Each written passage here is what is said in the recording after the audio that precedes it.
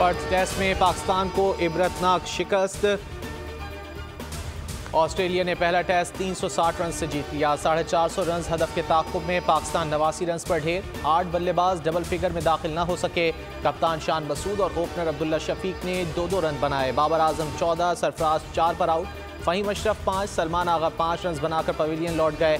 Mitchell Marsh man of the match करार।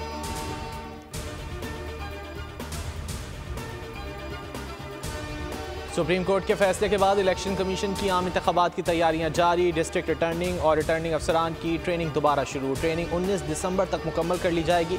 Election commission ने अपने अफसरान, मुलाजमीन और रिटर्निंग अफसरान की छुट्टियों पर पाबंदी लगा दी। इलेक्शन कमीशन बलोचिस्तान एजाज अनवर चौहान कहते हैं सूबे में ज़रूरत पड़ी तो FC भी तैनात की जाएगी। नवंबर के गैस के बिल्स 4 गुना जायद। IMF के मुतालबे पर गैस की कीमत कम और टैक्सेस 4 गुना कर दिए। फिक्स चार्जेस 400 रुपये, गैस मीटर का किराया 40 रुपये कर दिया। जनरल सेल्स टैक्स मुख्तलिफ बिल्स के तनासुब से आयद कर दिया।